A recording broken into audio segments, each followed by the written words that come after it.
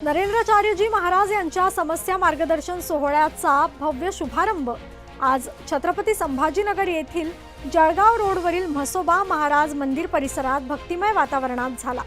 या 2 दिवसीय सोहळ्याच्या पहिल्याच दिवशी हजारो भाविकांनी मोठी गर्दी करत महाराजांचे दर्शन घेतले आणि आपल्या वैयक्तिक कौटुंबिक तसेच आध्यात्मिक समस्यांवर मार्गदर्शन घेतले। कार्यक्रमाला राज्याचे मंत्री अतुल सावे आणि संजय शिरसाट यांच्यासह अनेक लोकप्रतिनिधी उपस्थित होते। यावेळी झालेल्या पत्रकार परिषदेत महाराजांनी अध्यात्माचे महत्त्व, नामस्मरणाची शक्ती तसेच लव जिहाद, धर्मांतरण आणि घरवापसी यांसारख्या गंभीर विषयांवर मार्गदर्शन केले। दरम्यान कार्यक्रमात गरीब विद्यार्थ्यांना सायकल वाटप करण्यात आले असून उद्या 15 मार्च रोजी या भव्य सोहळ्याचा समारोप होणार आहे। आजचा हा कार्यक्रम जो आहे तो लोकांनी अंधश्रद्धेतून बाहेर यावं आणि आपल्यामध्ये वैज्ञानिक दृष्टिकोन निर्माण करून घ्यावा, यासाठी हा समस्या मार्गदर्शनचा कार्यक्रम आहे। आमची समाजाला त्रिसूत्री मी दिलेली आहे। तुमचे डोळे विज्ञानवादी ठेवा, मन अध्यात्मवादी ठेवा आणि बुद्धी वास्तववादी ठेवा। अशा प्रकारचा जर त्रिवेणी संगम केला तर आपल्याला विज्ञान आणि अध्यात्म याची सांगड घालून जगता येईल। आजचा तरुण जो आहे तो बहकलेला आहे, थकलेला आहे, नैराश्य त्याच्यामध्ये येतं।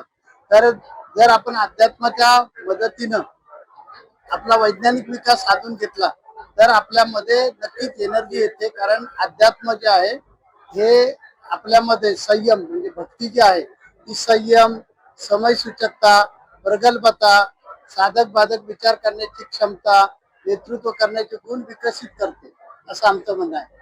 कारण आपण भक्ती करतो म्हणजे काय तर एकाग्रतेचा व्यायाम घेतो आणि हा एकाग्रतेचा व्यायाम घेतल्यामुळे माणसाला जीवनामध्ये जे बिनचूक निर्णय घ्यायचे असतात तर बिनचूक निर्णय घेण्यासाठी आपल्यामध्ये जी आंतरिक ऊर्जा, सकारात्मक ऊर्जा तयार करावी लागते ती त्यामुळे तयार होते। आणि म्हणून आम्ही सांगितलेलं आहे की आपण प्रत्येकानं दिवसातून 10 मिनिटं वेळ काढा आणि अंतर्मुख व्हा। ज्या योगे आपल्यामध्ये वैज्ञानिक दृष्टिकोनातून विचार केला तर संयम येईल, समयसूचकता येईल, प्रगल्भता येईल, साधक बाधक विचार करण्याची क्षमता निर्माण होईल, नेतृत्व करण्याचे गुण निर्माण होतील, खिलाडी वृत्ती निर्माण होईल आणि त्यामुळे आपल्या जीवनामधला प्रत्येक निर्णय आपण बिनचूक घेऊ। यासाठी हा समस्या मार्गदर्शनचा कार्यक्रम आहे। आणि आम्ही आमच्या पीठात आमची 13 पीठ आहेत एकूण। मी जगद्गुरु रामानंदाचार्य दक्षिण पीठ नाणीचा आचार्य आहे। जसं शंकराचार्य आहेत 4 तसे आम्ही 3 रामानंदाचार्य आणि आम्ही दक्षिण भारताचं नेतृत्व करतो आणि खेडोपाडी जाऊन समाजातील विविध लोकांना वेगळ्या प्रकारची मदत करून आजचा कार्यक्रम आहे तो शिलाई मशीन वाटप केलं। आम्ही घरवापसी कार्यक्रम करतो कारण धर्म टिकला तर आपण टिकणार आहोत। आतापर्यंत 1,55,000 कुटुंबांना हिंदू धर्मामध्ये आम्ही घेतलेला आहे। त्यानंतर घरवापसी करून थांबत नाही, फक्त त्यांचे रोटी बेटी व्यवहार चालू करून देणं।